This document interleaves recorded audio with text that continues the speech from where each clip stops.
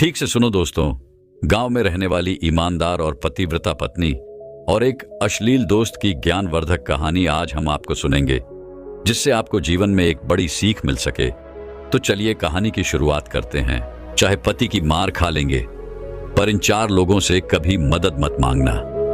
कहानी आपके लिए बहुत ही ज्ञानवर्धक है, जिसमें आज हम स्त्री जाति के लिए बताएंगे कि चाहे आपका पति आपको पीटे तो मार खा लेना, पर इन 4 लोगों से जाकर के कभी मदद मत मांगना।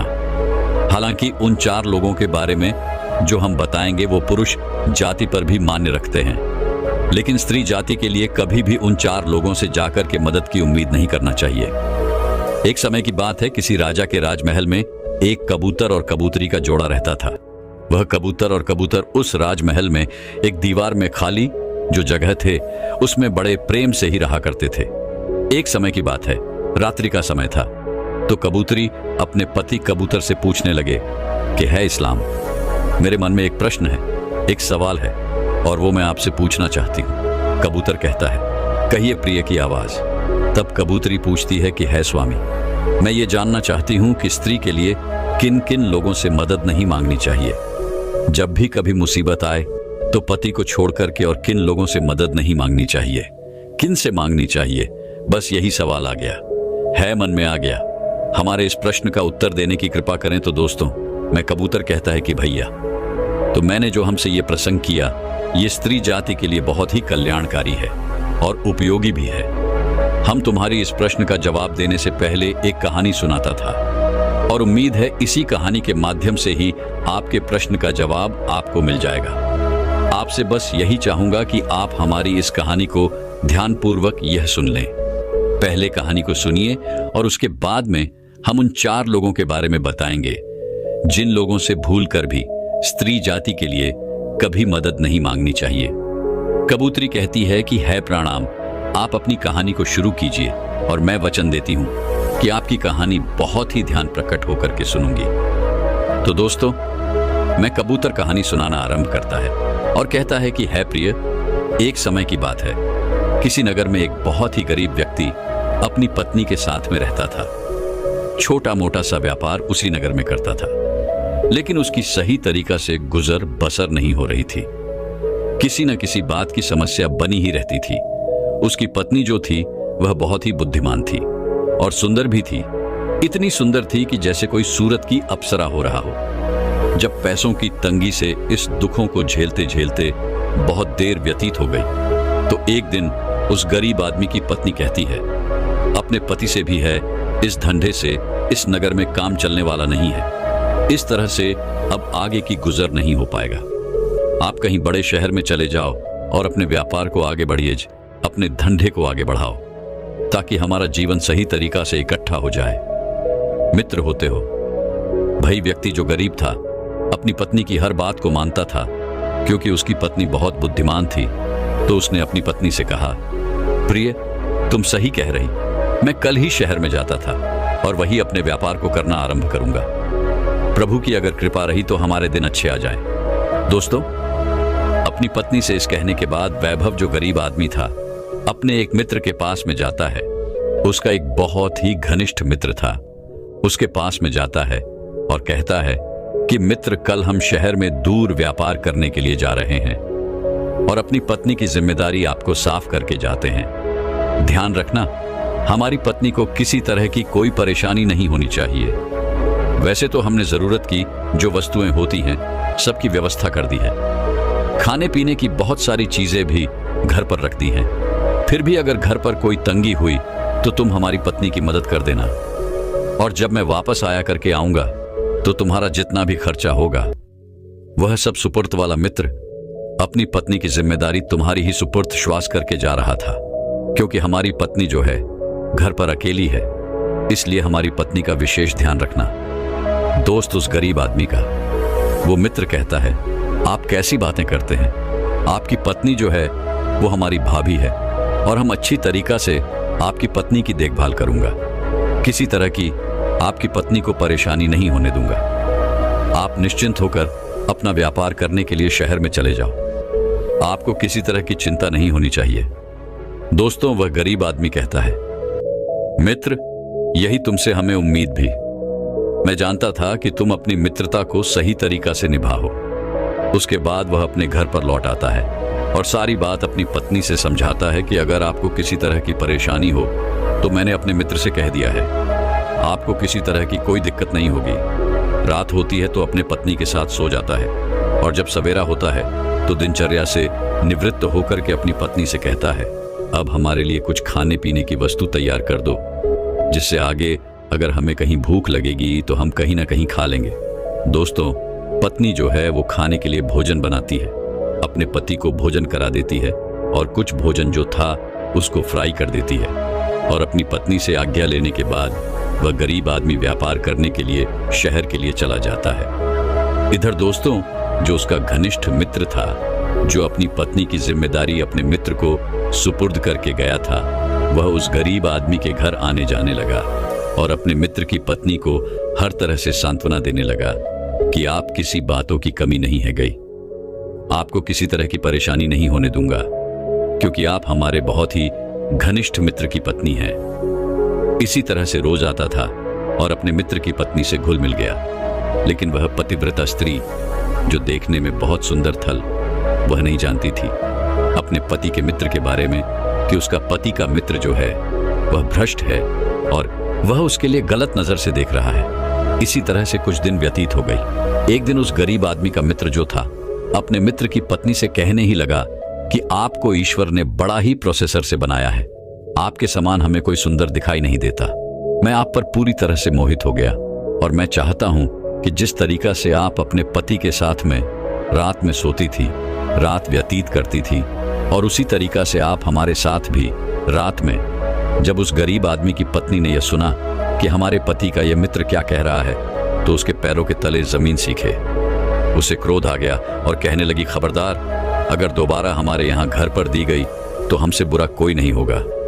तुम्हारी इतनी बड़ी हिम्मत! अरे मैं तुम्हारी एक मित्र की पत्नी हुई और तुम गलत दृष्टि से हमें देख रहे हो, हमारे साथ दुर्व्यवहार करना चाहते हो। अगर दोबारा हमारे घर पर आए तो यह तुम्हारे लिए अच्छा नहीं होगा। दोस्तों, उस गरीब आदमी का मित्र कहने लगा, यदि आप हमारी बात को नहीं मानोगे और जैसा मैं कहता हूं वैसा नहीं करोगे तो आपके लिए हम पूरे नगर में बदनाम करवा देंगे। मैं पतिव्रता स्त्री उस गरीब आदमी की पत्नी कहने लगी, तुझे जो भी चाहे वो कर लेना, लेकिन मैं एक पति बर्ताव नहीं हूं, ऐसा कहे दो, नहीं हो सकता। अगर अब तुम अच्छा ही चाहते हो तो तुरंत ही हमारे घर से निकल जाऊंगा। दोस्तों, उसके पति के मित्र के अहंकार को बहुत चोट लगने लगे और वे तुरंत ही अपने घर के लिए चला जाएंगे।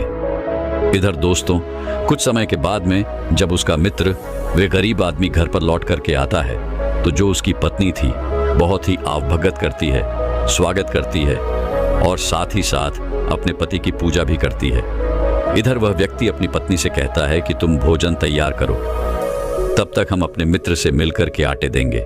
उसका पति अपने मित्र के पास में जाता है।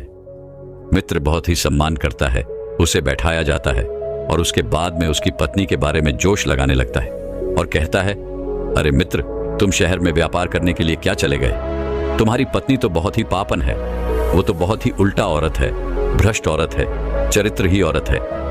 अरे तुम्हारे जाने के बाद में जब मैं तुम्हारे घर पर जाता था तुम्हारी पत्नी की किसी न किसी समस्या का समाधान करने के लिए, तो तुम्हारी पत्नी ये कहती थी कि हमारे साथ रात में सोई, हमारे साथ एक ही बिस्तर पर रात गुजारी, और जब मैंने ऐसा मना किया तो तुम्हारी पत्नी ने हमें घर से बेइज्जत करके निकाल लिया। अरे मित्र, हमें क्या मालूम कि जिस तरीका से तुम्हारी पत्नी भगवान ने सुंदर तो बनाई है, लेकिन उस सुंदरता के साथ साथ तुम्हारी पत्नी बहुत ही चरित्र ही नहीं है, उसका बहुत ही गंदा चरित्र है। दोस्तों, अपनी पत्नी के लिए दोस्त लगाते हुए जब अपने मित्र के ये शब्दों को सुनता है तो वह जो गरीब आदमी था उसके लिए बहुत ही क्रोध आ जाता है। उसने अपने मित्र से कुछ नहीं कहा। जब सब हो जाती है, घर पर आता है तो उसकी पत्नी जो थी भोजन लेकर के आती है, लेकिन वह भोजन तो कर लेता है, अपनी पत्नी से सही तरीका से बात भी नहीं करता, बोलता भी नहीं है और भोजन करने के बाद में अपने बिस्तर पर सोने के लिए चला जाता है। उसकी पत्नी जो थी वह बहुत ही बुद्धिमान बन, वह समझ चुकी थी कि किन के मित्र ने हमारे बारे में कुछ जरूर कहा होगा लेकिन उसने पूछा नहीं कि तुम्हारे मित्र ने हमारे बारे में क्या कहा। जाकर के अपने बिस्तर पर अपने पति के पैर दबाती है और अपने पति के साथ में सो जाती है। इसी तरीका से अगला दिन हुआ, लेकिन उसके पति ने सही तरीका से बात भी नहीं की, बोलना भी बंद कर दिया।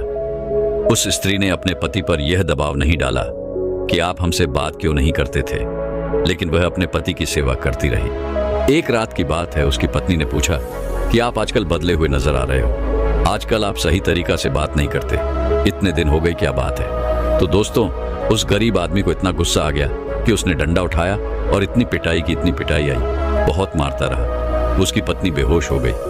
उसने तो इसलिए मारा था कि इसको मैं फिरते फिरते मार डाला। जब वह बेहोश हो गई तो वह समझ गया कि यह मर गई है और उसके बाद वह रात में ही फरार हो गया। इधर दोस्तों, उसकी पत्नी मरी हुई नहीं थी। उस समय के बाद में जब उसे होश आ जाता है तो वह कराती हुई उड़ती है और उस भयानक अंधेरी रात में घर से निकल देती है। आंखों से असर धारा बह रही थी। कराती हुई नगर से बाहर गई एक मंदिर था और उसी मंदिर में जाकर के मूर्ति के सामने बैठ रही थी।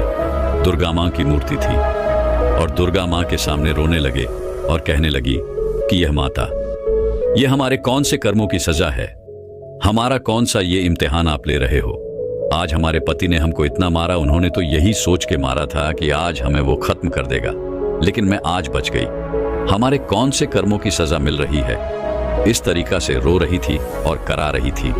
दोस्तों, उसी रात में उतने ही समय एक सज्जन व्यक्ति जो एक सेठ था, वह अपने नौकरों के साथ में वहीं से गुजर रहा था। जब उसकी कान में किसी स्त्री के कराने की आवाज पहुंचती है तो उसने अपने नौकरों से कहा कि जाओ उस मंदिर में देखो, कोई करा रहा है, कोई मुसीबत में है। तो नौकर भाग करके जाते हैं, देखते हैं कि एक स्त्री देवी माँ की पूर्ति के सामने रो रही है। आकर के सेठ जी से कहा कि कोई स्त्री रो रही है और वह बहुत परेशानी में लग रही है। तब सेठ मंदिर में जाता है और उससे स्त्री से कहता है कि आप चिंता मत कीजिए, यह आपका हाल किसने किया है। दोस्तों, वह कहता है कि आपके लिए कोई मेरी तरफ से परेशानी नहीं होगी, आपके लिए अभी इलाज की जरूरत है। अगर आपको इलाज नहीं मिला तो आप मर सकते हैं, इसीलिए आपके बारे में जो भी मुझे जानना है वो बाद में पूछ लेंगे, पहले आपका इलाज बहुत ही महत्वपूर्ण है। दोस्त, वह व्यक्ति जो सेठ था उस स्त्री को लेता है और उसका इलाज करवाता है। कुछ दिनों के बाद में जब वह पूर्णतः सही हो जाता है, स्वस्थ हो जाती है, तब वह उस स्त्री से सेठ पूछता है कि अब बताइए, आपका हाल ही यह किसने किया, आपके शरीर की दुर्दशा किसने की है, आप कहाँ की रहने वाली हो, कौन हो। मित्र होते हैं। तब वह स्त्री अपनी सारी कहानी बताती है, उसकी कहानी को संकल्प, उसके दर्द को सुनकर के सेठ को बहुत ही बुरा महसूस होता है। सेठ दुखी हो जाता है और कहता है कि आप चिंता मत कीजिए, अगर आप जाना चाहती हो तो आप जा सकती हो, और यदि रहना चाहती हो तो आप हमारे घर पर रह सकती हो। दोस्तों, तो उस सेठ का एक छोटा सा बच्चा था, उसकी भी पत्नी जो थी वह खत्म हो चुकी थी, छोटा सा बच्चा था। उस गरीब आदमी की स्त्री ने कहा कि थी भाई, अब मैं कहाँ जा जाना, मेरा पति तो मुझे मार करके फरार हो गया, मैं किसके सहारे रह लूं, मेरा कोई इस दुनिया में अब नहीं है, मैं आपके ही घर पर रहना चाहती हूं।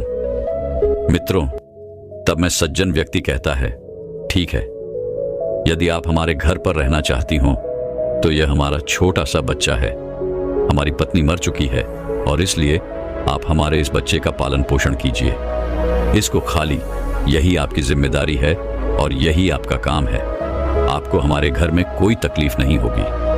दोस्तों, फिर मैं खुशी खुशी जो स्त्री थी उस सेठ के घर में रहने लगती है और उसके बच्चे की अच्छी तरीका से देखभाल करने लग रही है।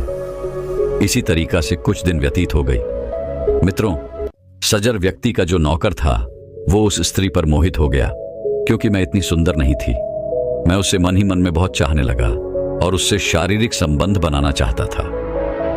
एक दिन की बात है, उस नौकर ने जाकर के उसे स्त्री से कहा था कि देख, यदि आप इस घर में रहोगे तो आपके लिए एक काम करना पड़ेगा। स्त्री ने पूछा, बताइए भाई साहब, क्या करना पड़ेगा।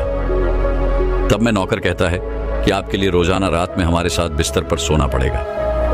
वो स्त्री कहती है कि वैसे भी मैं बहुत विपत्ति की बारी और आप हमारी सुंदरता पर मोहित हो गए हैं, लेकिन आप जो सोच रहे हैं ऐसा खराब भी जीवन में नहीं हो सकता, क्योंकि मैं अपने पात्रता धर्म को निभाती थी।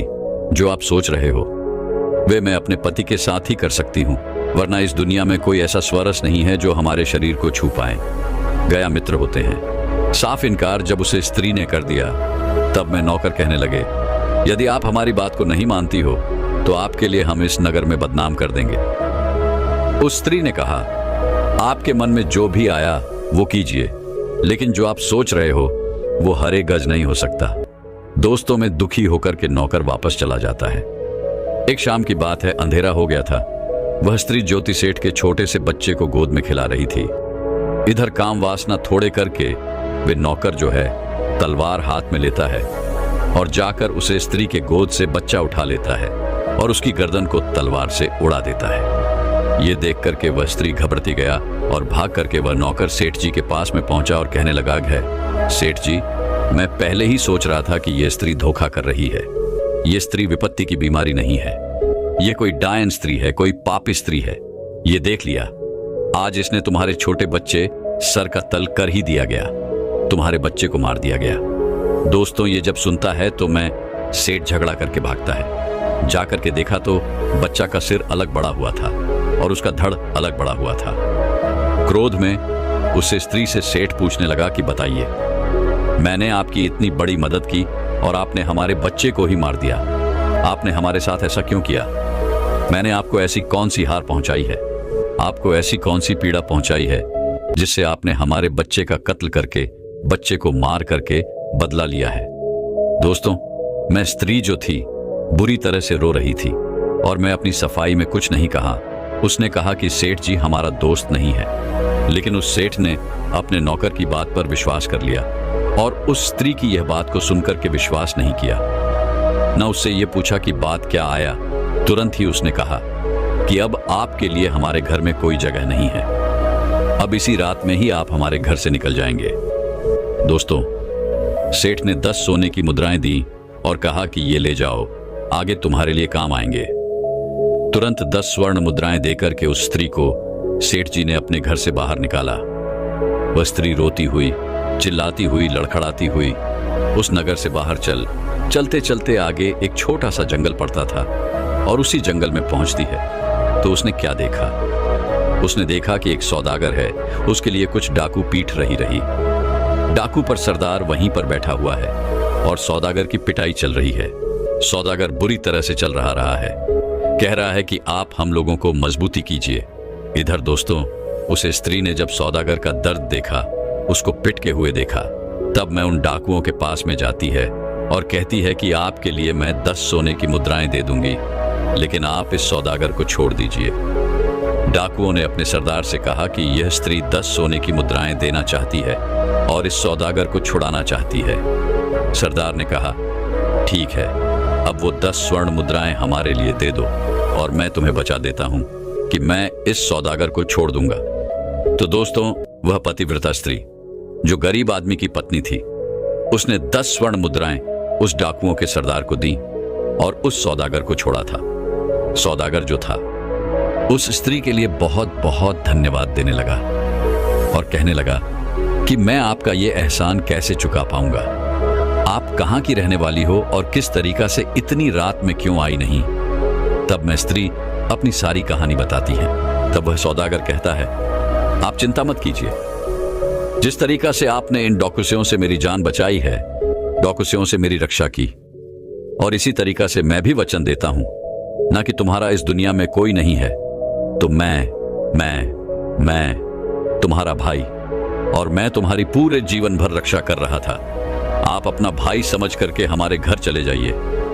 दोस्तों विपत्ति की बीमारी हुई उस स्त्री ने सौदागर पर भरोसा कर रहा था और मैं सौदागर के साथ साथ चलते चलते आगे एक नदी पड़ी हुई और उस नदी पर नाव थी। उस नाव में तो सवारी बैठी हुई थी।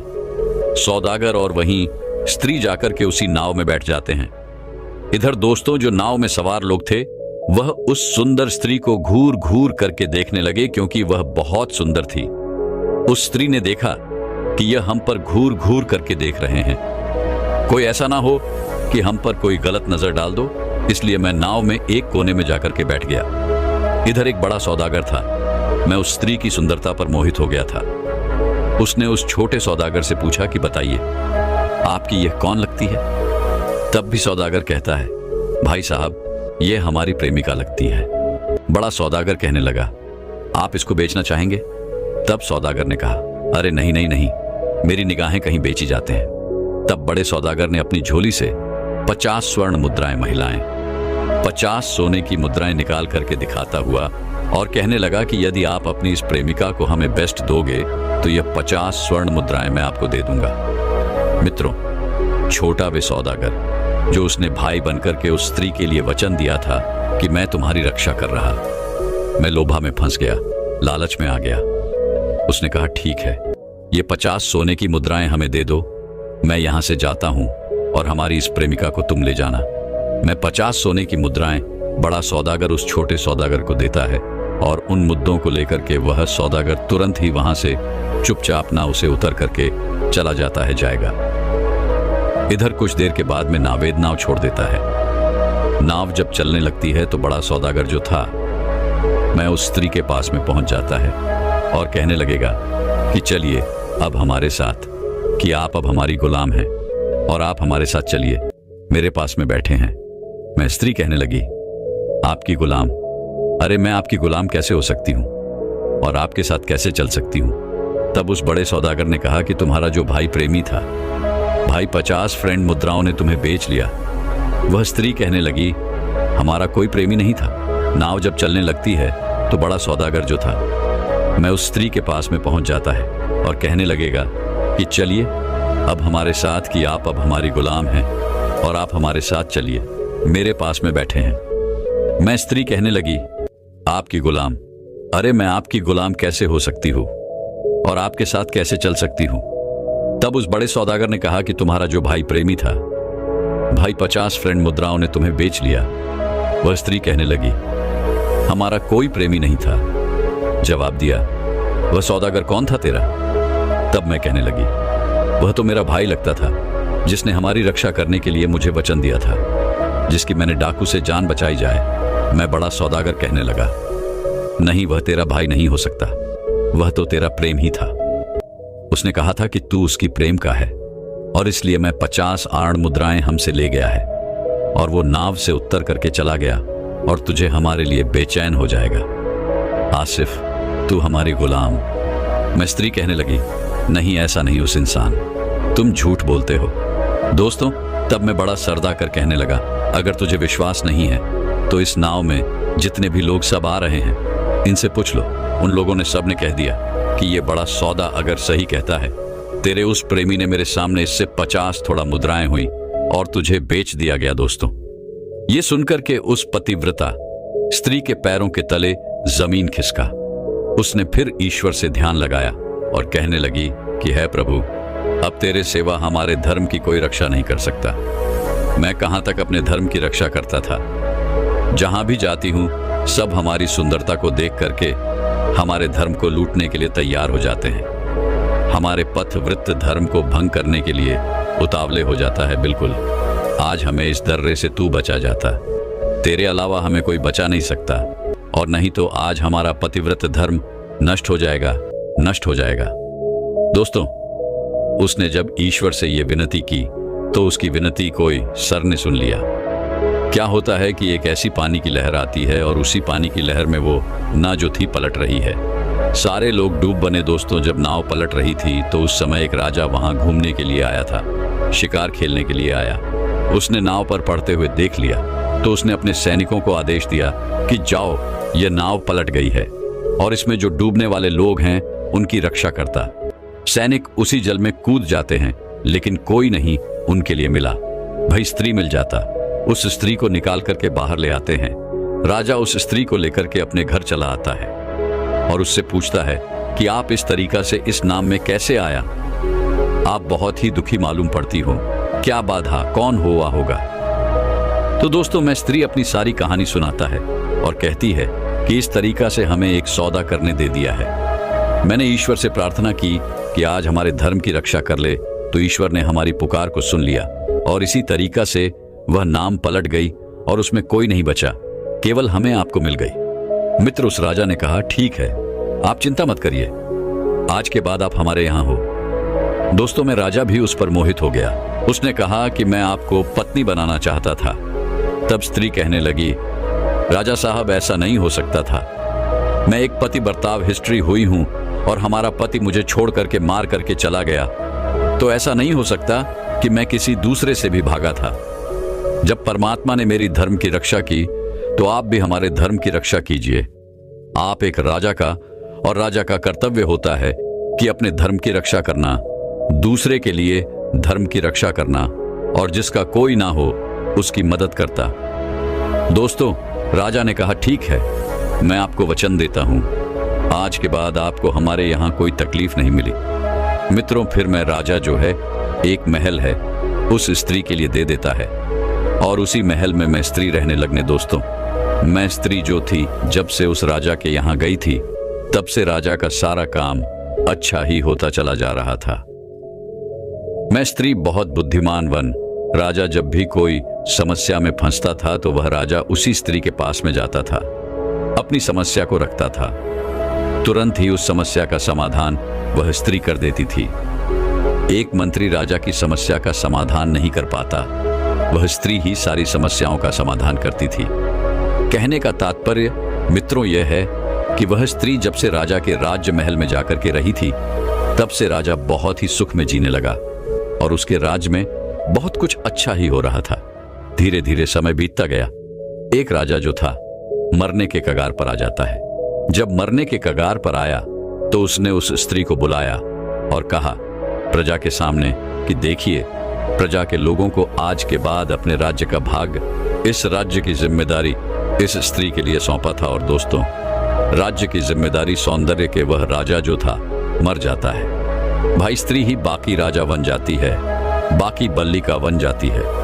सारी प्रजा जो थी उससे कहने लगी कि आप हमारे राज्य की मलिका हैं, यहाँ की राजा हैं और आप यह भाई अच्छी तरीका से हमारे राज्य का भार सम्मान। दोस्तों, वह स्त्री जो है अब उस राज्य का भार संभालने लगती है। एक दिन की बात है, उसने अपने मंत्रियों से घोषणा कर दी कि जाओ, जहां भी आस पड़ोस के जितने भी नगर हैं सब लोगों को हमारे दरबार में इकट्ठा किया जाए। वहीं सैनिक जो थे आस पड़ोस के नगर में चले जाते हैं, सबके लिए सूचना देते हैं कि कल हमारे दरबार में सभी लोगों का निमंत्रण रहे। हमारे राज्य की जो मल्लिका है उन्होंने आपके लिए बुलावा भिजवाया आया। अगला दिन दोस्तों होता है तो आस पड़ोस के जितने भी नगर थे वहां के सभी लोग, स्त्री पुरुष जो थे, उस राज्य की मल्लिका के यहां दरबार में पहुंच जाता था। और जब वहां दरबार में पहुंचे तो वहां उसका पति भी था और उसका मित्र भी जाता है और वह जो सेठ जो था ना, वह सेठ भी वहां जाता है और वह सौदागर भी वहां पहुंच जाता है जिसने उसको बेचा था।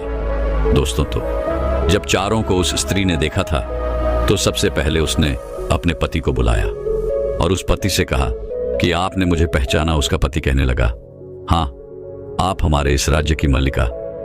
तब मैं कहने लगी, नहीं नहीं, आप हमारे पति हैं, मैं आपकी स्त्री हुई, आपने अपने अनुसार आ रहा है। हमें इतना पीटा कि मरा हुआ समझ कर कि आप रात में ही खराब आ रहे हैं और आपके मित्र ने जो हमारे लिए दोस्त लगाया है यह सच से नहीं है। आपका मित्र जो था हम पर मोहित हो गया और हमारे साथ रात में सोने के लिए कह रहा था और जब मैंने मना किया तो उसने यह कहा कि मैं तुम्हें पूरे नगर में बदनाम कर दूंगा और जब आप नोट करके आए तो सारा दोष मेरे यूं पर इसने थोप दिया। दोस्तों, इस तरह से उसके मित्र को बहुत ही अपने मित्र पर क्रोध आ जाता है। उसको मारने के लिए झपाट है लेकिन उस स्त्री ने मना कर दिया, नहीं, इसके लिए सजा मिलेगी। लेकिन इसके लिए क्या सजा मिलेगी आप इंतजार डालना। दोस्तों, उसके बाद में उस स्त्री ने उस सेठ के लिए बुलाया और उस नौकर के लिए बुलाया और कहा कि सेठ जी, आपके बच्चे को पता है किसने मारा था। सेठ ने कहा, बताइए किसने मारा था। जवाब दिया, आपका नौकर हमारे साथ सोना चाहता था और जब मैंने मना कर दिया तब इसने कहा कि मैं तुम्हें नगर में बदनाम कर दूंगा। उस रात जब मैं आपके बच्चे को खिला रही थी तब यह तलवार लेकर के पहुंचा और आपके बच्चे की गर्दन उड़ाना। दोस्तों, सेठ के लिए अपने नौकर पर भी गुस्सा आता है। हिस्फोरी रोकती है और कहती है कि इन लोगों के लिए सजा मिलेगी, आप इंतजार करिए, अब मैं समझा जा रहा। उसके बाद में मैं स्त्री जब सौदागर को पहुंचा लेती है तो सौदागर को बुलाती है और कहती है कि पहचाना मुझे। वह कहता है, हाँ, आप इस राज्य की मालिका हैं। जवाब दिया, नहीं नहीं, मैं वही स्त्री हूं जो डाकू आपके लिए पीट रहे थे। उनसे मैंने आपको बचाया था और आपने मुझे वचन दिया था भाई बनकर के कि मैं आपकी रक्षा करूंगा। आपने नाव में एक बड़े सौदागर के लिए मुझे भेज दिया। 50 स्वर्ण मुद्राएं के लोग में फंसाया गए। दोस्तों, वह सौदागर जो था नीचे मुंह लटकाए हुए खड़ा था, कुछ बोलने के लायक नहीं था। फिर दोस्त वह कबूतर कहता है, अपनी पत्नी कबूतरी से खिली है प्रिय। वह राज्य की मलिका एक राजा थी, अपने सैनिकों को आदेश देती है और कहती है कि जाओ इन अपराधियों को पकड़ करके आजीवन के लिए कलाकार उसके पति के मित्र के लिए उस सौदागर को पकड़वा करके जेल में हमेशा के लिए डलवा। उसके बाद में मैसेज अपने घर चला आता है। सारे लोग अपने अपने नगर में चले आते हैं और वह पति को उसी राज्य में रख लेती है और खुशी खुशी अपने पति के साथ में जीवन अब जीने लगती है। तो दोस्तों, वह कबूतर कहता है कि है प्रिय, शायद तुम्हारे प्रश्न का जवाब तुम्हें मिला है इस कहानी के द्वारा। कबूतरी ने कहा, स्वामी आपकी कहानी तो बहुत ही अच्छी लगी है। कहानी में बहुत ही मुझे आनंद आया है और मुझे कुछ सीख भी मिली है, लेकिन मैं पूर्णता से नहीं समझ पाई कि भाई 4 लोग कौन से हैं जिनसे कमी मदद की उम्मीद नहीं रखनी चाहिए। तब मैं कबूतर कहता है कि प्रिय आइए मैं आपको बताता हूं कि मैं 4 लोग कौन से। दोस्तों, कबूतर कहता है कि है यही पहला है, पति का मजा आता था। पति के मित्र पर भी स्त्री के लिए कभी भरोसा नहीं करना चाहिए। हालांकि प्रत्येक मित्र एक जैसे नहीं होते। जो अच्छे होते हैं उनकी मात्रा बहुत ही कुछ है, कम है, और जो बुरे होते हैं उनकी मात्रा बहुत ही अधिक है। इसलिए पति के मित्र पर भी भूल करके भरोसा नहीं करना चाहिए। कभी भी आपके साथ में वो मित्र धोखा कर सकता है और आपके धर्म को भ्रष्ट कर सकता है। कबूतर कहता है दूसरा है कानों का कच्चा जा। जो व्यक्ति कानों का कच्चा जा जाता है उस पर भी कभी मदद नहीं मांगनी चाहिए। वही सेठ जो था कानों का कच्चा जा जाता है। नौकर ने जो कह दिया उसी बात को सेठ ने मान लिया।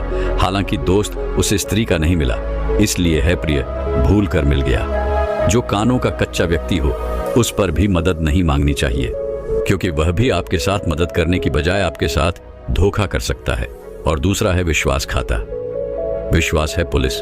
जो व्यक्ति विश्वास है, जो व्यक्ति अविश्वास है, उस पर भी भूल करके भरोसा नहीं करना चाहिए, क्योंकि उस सौदागर ने जो विश्वास दिया उसने विश्वास रहा था। जो उसने वचन दिया वह उससे स्त्री के साथ में नहीं दिलवा पाया। इसलिए जो विश्वास का पात्र नहीं है, जो विश्वास आती है, उससे भी भूल करके मदद नहीं मांगना चाहिए। अगर वो मदद नहीं करेगा ना तो आपके साथ कोई ना कोई विश्वासघात करेगा। कबूतर कहता है कि हे प्रिय, और अंतिम चौथा व्यक्ति भय है लोभी और नाना लोभी। लालची से भी मदद की उम्मीद मत करना, क्योंकि वह सौदागर लोभ में फंसा गया, लालच में फंसा गया और उसने अपनी रक्षा करने वाली स्त्री को देनी है। इसलिए ही जो इंसान लोभी है, लालची है, ऐसे व्यक्ति पर भी कभी मदद मत मांगो। है प्रिय, यही 4 लोग हैं जो हमने इस कहानी के माध्यम से तुम्हें बताई। दोस्तों, अपने प्रसंग का सही उत्तर जान जा गई। वह कबूतरी बहुत ही प्रसन्न हो गई। तो दोस्तों, यह कहानी स्त्री जाति के लिए ही नहीं, पुरुषों पर भी यह मन में रखती है कि ऐसे 4 लोगों पर कभी भी मदद नहीं मांगनी चाहिए, जो हमने इस कहानी के माध्यम से आपको इस वीडियो में बताई। उम्मीद करता हूं यह कहानी आपके लिए बहुत पसंद आई होगी। अगर अच्छी लगी है तो कमेंट बॉक्स में जरूर बताना। हो सके तो अपने मित्रों के लिए भी शेयर करना। अब क्षमा चाहता हूं, मिलते हैं